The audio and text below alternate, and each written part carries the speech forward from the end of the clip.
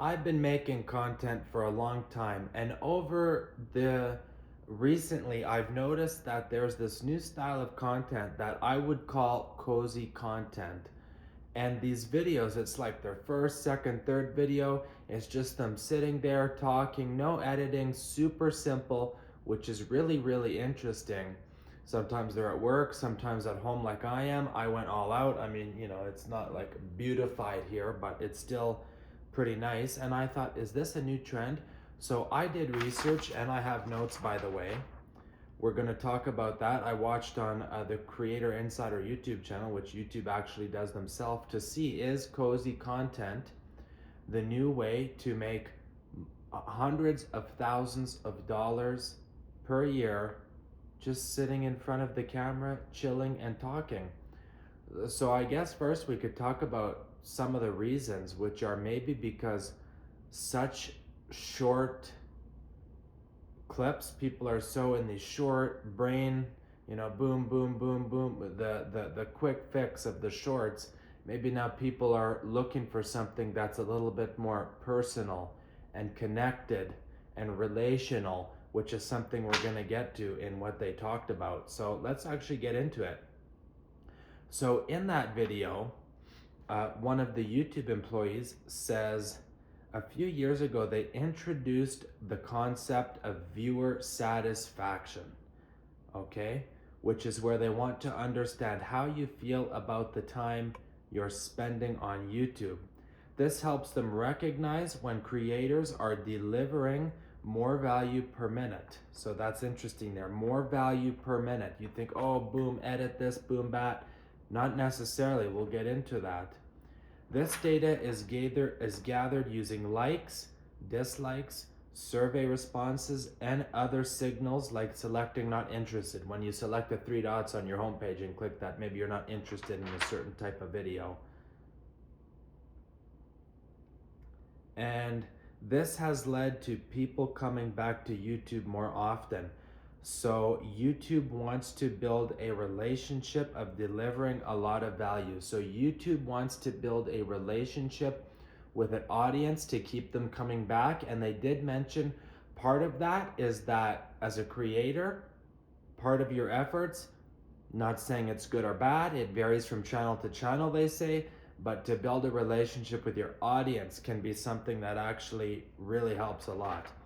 So then they also said, no one metric is most important. It can vary from channel to channel and even video to video on the same channel. So I have more edited videos, software tutorials, than I have a video like this.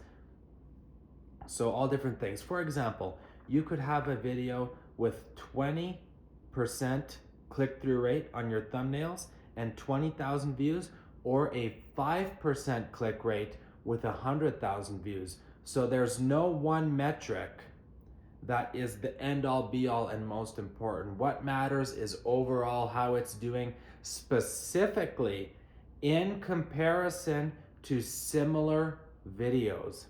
So delivering more value per minute does not mean you have to be the best on YouTube and have the most information. It means that overall you should have good engagement, good likes, good watch time, click-through rate. That doesn't really seem like it's the most important. It's more almost about the relationship, especially if they're going to recommend you out, which is I think why videos like this one I would refer to as cozy content, with the candle and everything, whatever it is, and they just got the microphone talking. I don't have one of those yet. I'm gonna get one soon. So yeah, what would you rather, 20,000 views or 100,000 views? I would choose the 100,000 views, more people watching it for sure. And then right here, yeah, consider another thing to consider, because some of you might say, oh, my channel ebbs and flows. I post a short or a video, it gets 200,000 views, and then the next gets like 50 views. What is that? So like I said, overall metrics in not just comparing the niche of your channel, but in fact from that particular video to other videos of that type. So just overall, what I've heard is people say is the algorithm prioritizes people. It's not necessary metrics and numbers. Just make good content that feels good and works and that you feel like you're delivering value in. talking a lot here. And then lastly, consider your channels over the long term. Consider your channel's data over the long term. Look at seasonality, so over months or years, and see if it plays a role in what's popular on your channel. You can also use Google Trends to research trends and topics. So I was doing this earlier, and you can select to just see what's searched on YouTube search. You can see topics, you can see search terms, and it was actually really interesting. Of course, if you look at the last 6 months, it's the big topics are about the US election. You can look at the last 7 days, which is now more specific to the inauguration. But then that's all of internet and Google and YouTube search. What else you can do is you can go in there and you can select categories and see what's popular in particular categories, or just actually type in a topic, which is really, really cool. So by the way, comment below your thoughts on this video. Comment below what you think is the future of YouTube and what type of content in 2025 is going to be the most popular. And of course, subscribe for more videos.